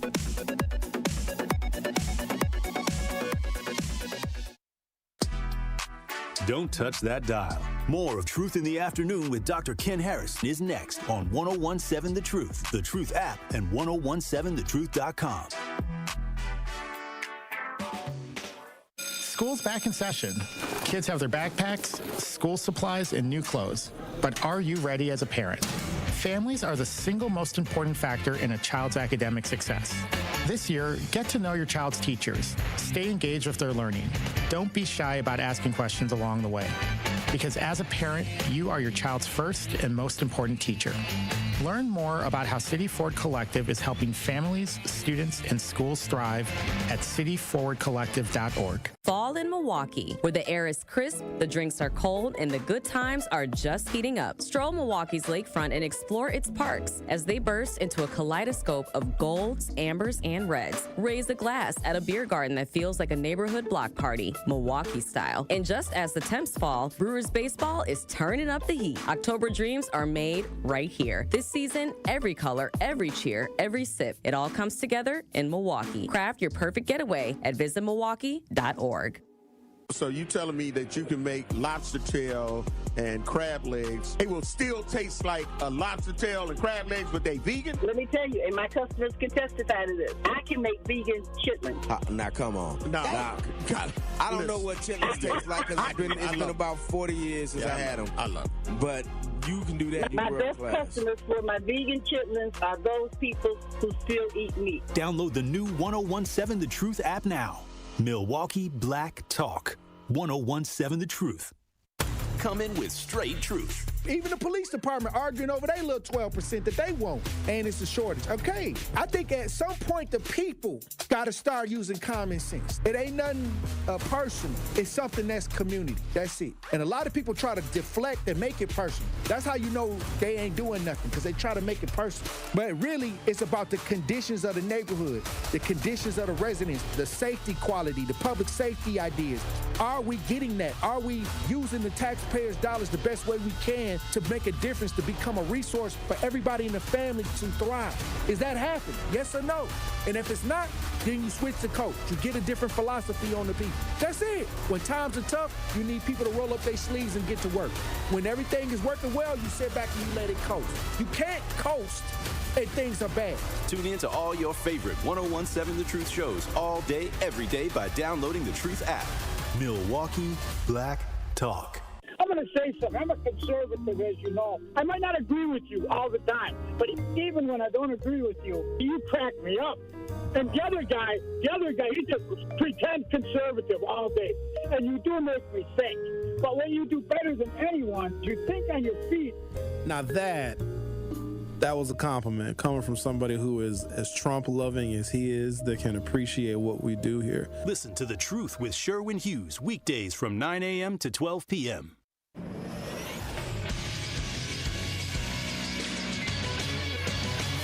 This Associated Bank Sports Update on 1017 The Truth is powered by ESPN Milwaukee. I'm Nazir Spencer. The Green Bay Packers resume their season next Sunday at home against the Cincinnati Bengals. It's Game 2 of the NLDS tonight as the Brewers take on the Cubs at American Family Field after their standout win 9-3 in Game 1. WTMJ's Brewers extra inning host Dominic Cotroneo says the rest day was crucial. I think this helps the Brewers immensely. Baseball is obviously a routine-driven sport, momentum-driven sport. The way I see it for the Brewers, the fact that they got to use Aaron Ashby, and he's a guy that likes to be used a lot and gets a day off, he'll be available again tomorrow. Jared Koenig got work. All these bullpen arms that maybe you weren't expecting to see in such a blowout game, this off day can only help the Brewers. First pitch is at 8:08 this evening. Badger football loses to the 15th ranked Michigan Wolverines 24-10. Badgers look to play Iowa next Saturday. This sports update brought to you by Associated Bank, proudly supporting your hometown teams. Member FDIC. This is Truth in the Afternoon with Dr. Ken Harris on 1017 The Truth app, and 1017thetruth.com.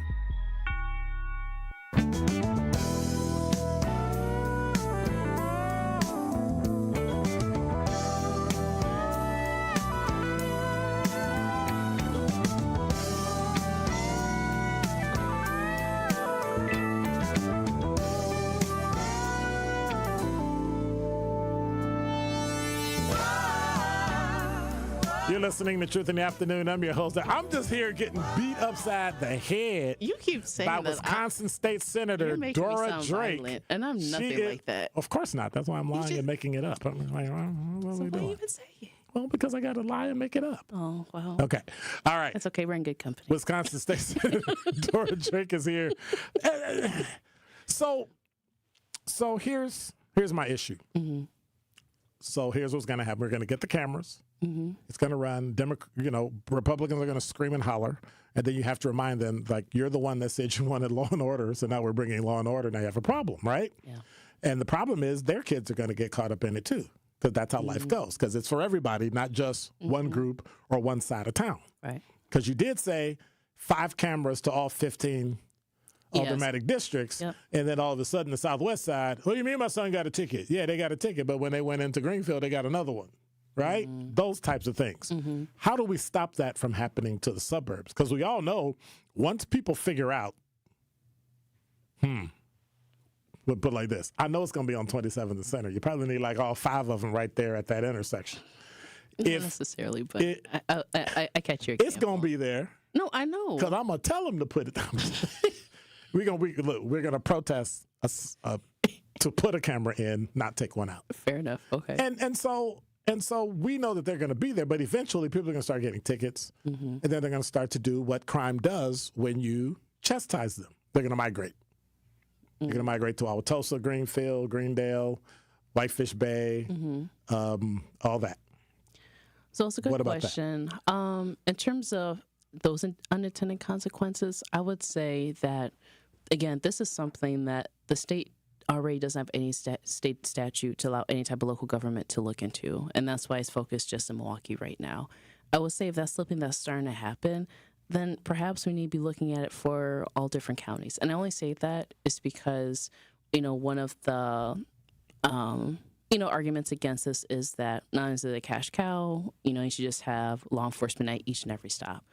If you do that, in my opinion, then you're taking away resources to address the very much heinous of crimes, right? So if you're using that same framework, it shouldn't just work in Milwaukee. It could also help in the suburbs too. So if anything, I think it'd be a great opportunity for something like this to be extended to those suburbs as well if we get there. But who gets to pay for it? Well, it'd be the same framework. So, I see what you're saying in terms of local government, because right now we have this. I think that because we're talking about like 2-3 years ahead, right? I think part of that will be addressed with reporting, right? Because we're collecting the data.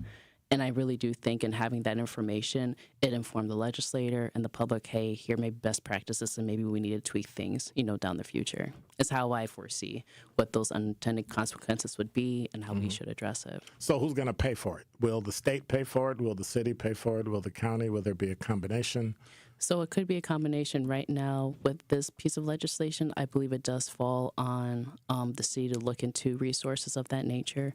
But again, if there's something where maybe there's a grant, maybe there's But it's got to be paid for long term. I mean, eventually it's got to become part of a budget. Well, right. And I think, again, that's where the framework with local authority comes in. Because knowing that there may have to be resources down the line, let's first get the framework set up so we actually know what the totality of the cost would be to run it efficiently and not be overburdened for, government or even for people as well. So is this going to be an unfunded mandate? No, not at all, because we're not requiring anything to be enforced. We're creating the framework to allow the city to create it. So it's not an unfunded mandate. That's a pretty good way around it. Because it's the truth. That's a pretty good way around it. Hey, if you want to do this, you can do this. You don't have to, but you can do it. Well, and I believe that we're giving folks local control. Look, this is something that... And I think your constituents are going to scream and holler that they want it. They have. They've said, they're... So our wheel tax is going to go up to like $30. See, you're bringing a whole other issue in. I said nothing about no wheel tax or anything like that. We're talking about all right. cameras I was today. just trying to. But at some point we have to wake up and realize that we can't pay our way out of all our problems. Yeah. At some point we're going to have to get at the base of making sure families take care of their kids and make them responsible. Otherwise, we're gonna legislate ourselves into a corner. Well, and I think you're bring up an issue that's much larger than just, reckless driving and cameras. It's the issue of, what does preventative public safety look like? And I would even say dealing with the root causes of poverty, too. Do I think that, with this, it would help create the culture of saying, look, we're holding folks accountable, we want to move better? Yes. But we also have to acknowledge that a lot of the reasons why we've seen crime increase is because the removal of manufacturers that were here, and that's how you saw all those other issues come up too. So to your point, that's a much larger conversation of things that we need to be doing where it's not just legislation, but there are things that locally folks are doing. I know in the Villard bid and the Haven Woods, they've been really proactive in trying to do their own awareness of reckless driving and getting their neighbors involved. So everyone's doing their part. I just want the state to do their part, and this is our way of starting that. I know this is not up your alley, but I'm going to ask it anyway because somebody asked the question. Okay. Is the city of Milwaukee planning on reducing tax burdens on those of us living in Milwaukee anytime soon? Now, I know the state allowed the city, which is basically the same type of legislation you're going to be doing. You're going to allow them the ability to do it. Is there anything that the state can do to alleviate the tax burden on people? Oh, well, we're getting to a larger conversation of shared revenue. And for folks that, may not know the full history of even how we got here, right? So in Wisconsin, which I think is really stupid, our state law, no, it is. Did she use my favorite word? Oh, stupid? Okay. Right. No, but in Wisconsin, you have to use, well, let me rephrase.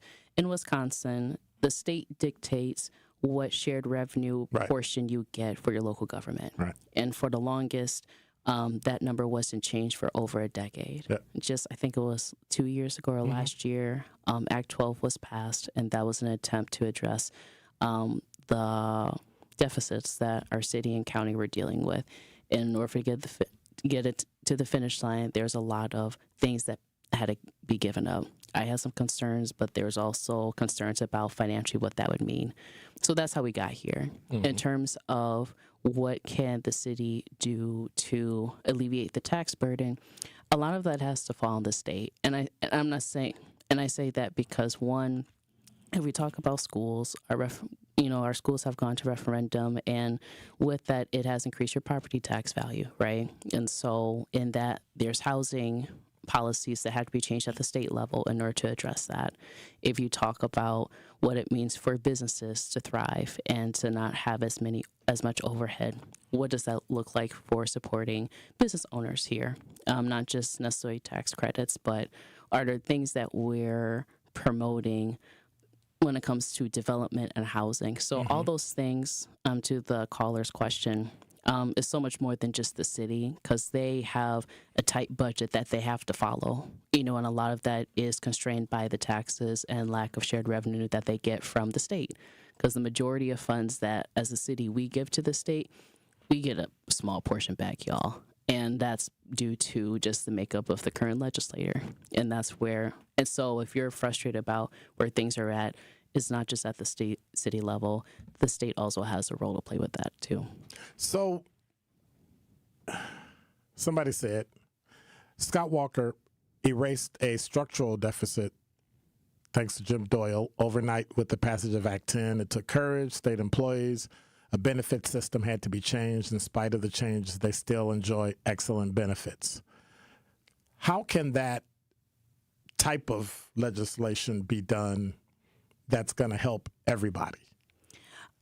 I would see with the concerns I have with Act 10 is that we removed a lot of the labor protections for certain groups of union members. You know, when regardless of what your politics are, there is a need for educators. And so if we do a framework that's similar to Act 10, we're just kicking down the costs down the line. And in doing that, I don't think the framework of Act 10 needs to be what we're looking at. But I think Act 10 there needs didn't continue indefinitely. I mean, it was only a 5-year bump, and then law enforcement started paying in, fire started paying in. Well, so right, it wasn't. but all the other got taken away, though, and that's why I'm saying we can't pick and choose which groups can get funding or not, because now, even with the aftermath of Act 10, you still have law enforcement that's asking for funds. So that's one thing. The larger question is where we're going to get the revenue. And this is where, as a state, I will say that I think all lawmakers are concerned about how we're going to be filling in the gaps. And I know we're talking on local, and yes, I agree with you that all politics is local. But even if we take like healthcare, the state used to get 40% of our funding for healthcare Medicaid from the feds. Right. We're not getting the majority of that anymore. Right. And so because of that, we're already losing like millions of dollars, right? So in terms of, I think the framework was how do we address funding? We have to find investments that actually grow our community, so whether that's housing, economic development measures, or preventative measures such as public safety. Those are the things that we need to be looking at, because I don't think the framework of Act 10 would accomplish that at all. That'd just be a temporary solution, if anything, and we'd be harming a group of people unnecessarily. All right. Well, thank you much. State Senator, what's her name again? You know my name. Dora Drake. Yeah, that's who it is. Yeah, like I can't remember. Drake the Rapper. I'm not gonna wow. You went there. He's Canadian. I don't know if I would choose him. Well, I mean, he did lose that battle to K-Dot, so yeah, he did. But still, Yeah, you he remember did. my name that way. Yeah, he did. When we come back, I've got one more question from the Talking Text line, and then we can both leave here. Is that good? Sounds All good right. to me. Say Senator Dora Drake. We'll be right back. Don't touch that dial. More of Truth in the Afternoon with Dr. Ken Harris is next on 1017 The Truth, The Truth app, and 1017thetruth.com. Need a way to hype up your day? Hey, is this Carolyn? It is. Congratulations, Carolyn. You just won this Congratulations! Woo! God is good all the time. What would you do with $5,000? I'm going to buy my nieces some school clothes because my nephew just passed away. Aww. So I'm going to get them some clothes. Stay tuned into 1017 The Truth for your chance to be entered into the Gruber Law Office's 5K giveaway. For contest rules, visit 1017thetruth.com.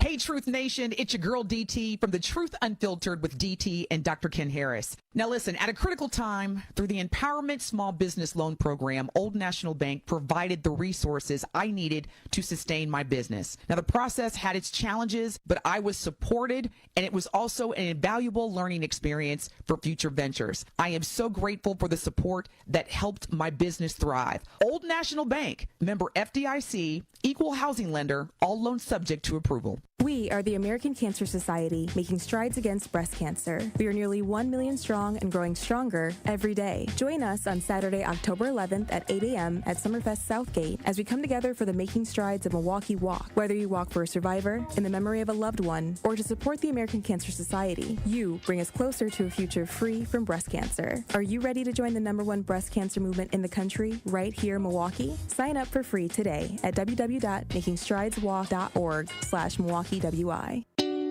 At We Energies, we're committed to building a bright, sustainable energy future. We're investing in clean energy projects like solar, wind, and battery storage. As a leader in the decarbonization effort, our goal is to achieve net zero carbon emissions from our generation fleet by 2050. It's part of our plan to provide the affordable, reliable, and clean energy you depend on. Learn more at weenergies.com. We Energies, people you can trust, energy you can depend on. This message was paid for by the stockholders of WEC Energy Group.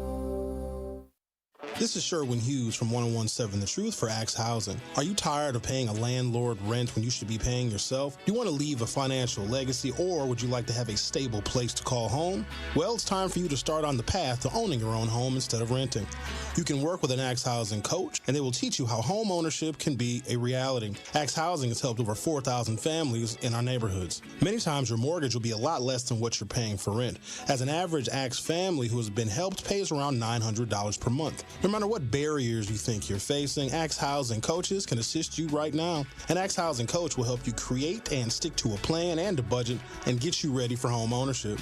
If you're not dreaming of home ownership by now, you certainly should be. Let's make it a reality with Axe Housing. Get started on a virtual orientation by clicking on axehousing.org. That is ACTS housing.org. Don't let where you are financially right now get in the way of your very bright future of becoming a homeowner. Axe coaches are here to help. You are listening to Truth in the Afternoon with Dr. Ken Harris on 1017 The Truth app, and 1017thetruth.com.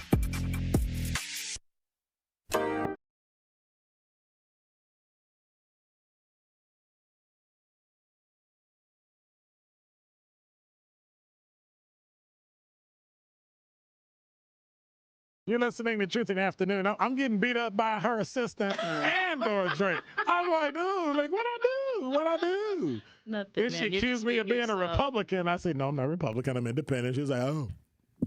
Yeah, like now she was mad that she couldn't holler at me. I'm like, I quit. You used to be so nice, Dora, then you became a state senator and just... See, y'all putting words in my mouth. That's okay. She got too smart is what it is. Too smart? Yeah. Maybe not smart enough. No, she started doing and working her way through, and we're all proud of you, by the way. You know that. We're all proud of you. And so part of the and she was teasing me, you gonna interrupt me? You gonna let me finish? I'm like, well, learn how to have a conversation and start arguing with people. Come on now. Because I think that's what people need. People need to be awakened to the fact that there are some things that we just need to start fighting for. Absolutely. And I agree with you on that. And reckless cars is like number one. Like, I have never been in a place where every single time somebody complains about something, that's the first thing they complain about. Yeah. They didn't complain about the riots in Sherman Park like that. No, they didn't. Well, that was short-lived. I mean, but you know what I mean? You would think, hey, y'all kind of burned down part of my town. Nah, we don't care. Stop the reckless cars. Yeah. And because it's touching everybody, young people, our elders, families, even you're just like, what is this? So, like, this is something where it impacts everybody. And I think that's why people are saying, look, whatever we need to do to get there, let's work on it. And that's how I've approached it. So I want to make sure folks know that, like, if you are available, there is a chance for you to testify. And I am a huge advocate for using your voice and your story. No one will know your story better than yourself. Right. So come to the public hearing at the Summerfest. It starts at 11. That's tomorrow. Yes, tomorrow. Okay. Tomorrow at 11 a.m. Come testify and share your story on why you think this piece of legislation needs to pass. Or even if you're like, hey, maybe there's some things that could be different that I would like to see. That this is the opportunity where your voices are heard, and honestly, where we need to get back to the basics on what advocacy is.